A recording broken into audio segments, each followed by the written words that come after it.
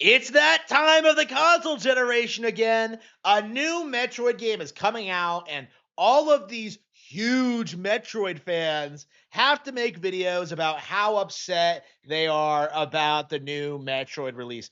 I'm old enough to remember when this was happening to Metroid Fusion. I remember when this happened to the original Prime. So for me, this is nothing unusual. For me, this is like very typical for the Metroid fan base, how they always just act out and freak out over every little thing that the creators do. And it's something that I've been calling out for a long time. I've always said that like the Metroid fan base is some of the most like man childish odd fan base in the Nintendo community. And that seems to be holding true with this release, with people freaking out about things that don't matter, about like the NPCs, about the story, the structure, the review scores. People are spurging out. And what's interesting about this situation, I think, is that Metroid is no longer seen as like the premier Nintendo franchise. Like I think traditionally it was always this thing that people propped up as like one of the best Nintendo series ever produced. And in actuality, it always trailed well behind like Mario, Zelda, Pokemon, and now that list has expanded further to Kirby, Fire Emblem, Splatoon, and even Pikmin. Like Metroid is, I believe, the lowest selling Nintendo IP that still gets supported. So it's never had it's never been that relevant. It's never been that popular. And what seems to happen traditionally is that people put Metroid on a pedestal that it can't actually live up to in a lot of ways. Like it's really interesting when you hear people like describe Metroid and what it's about. Like, oh, it's all about being alone in an alien environment. And like you kind of realize that like that isn't true and never has been. I made that video a while back talking about like Metroid's long history of having companion characters, trailing all the way back to Metroid 2. But in the Prime series specifically, like we have been seeing more and more of an emphasis on the Galactic Federation since Metroid Prime 2. So like the idea that people have is that like this isn't Metroid, this is nothing like Metroid. Like, did you play Federation Force? Did you play Metroid Prime 3? Did you play Prime 2? Because it seems as if you're completely out of touch with what they've been doing for the past 20 years now. So, and like seeing Prime 4 and like the weird complaints about it, specifically about the NPCs and the structure, like to me, it just feels as if people have the completely wrong idea of what Metroid is.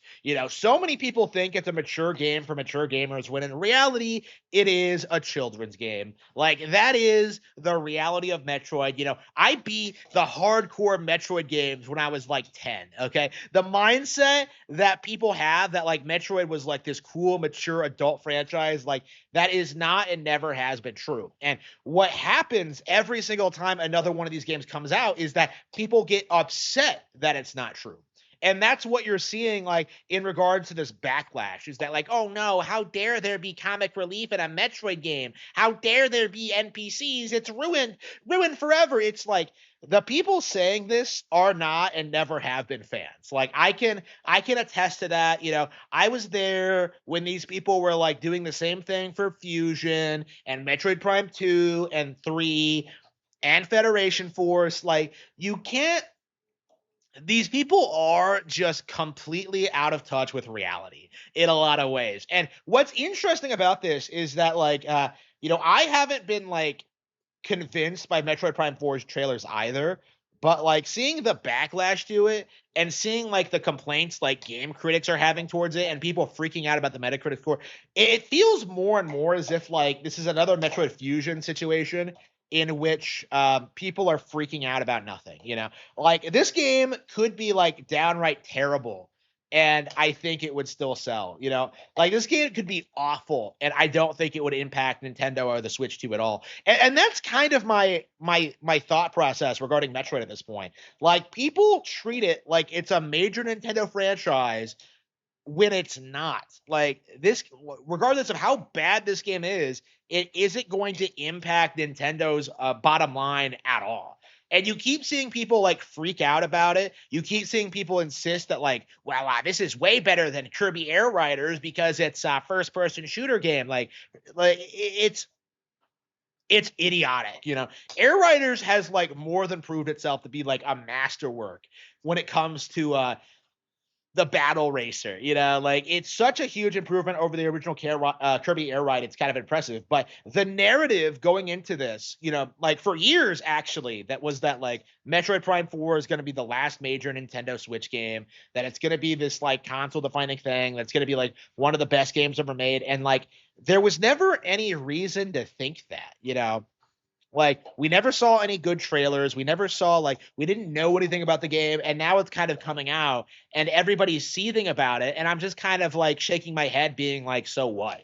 You know, I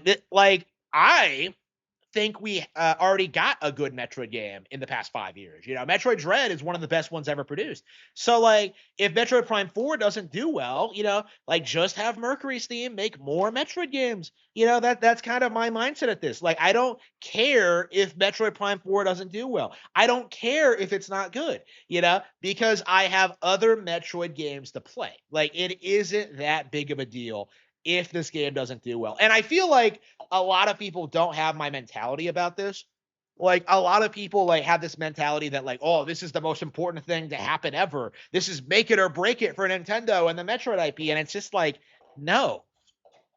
Like, Metroid Dread is the best-selling Metroid game ever now. You know, it was a huge monumental success. You know, people tried to write it off right when it came out, and it endured and became like this huge like classic after the fact, to the point where like I'm now openly saying it's like better than Hollow Knight.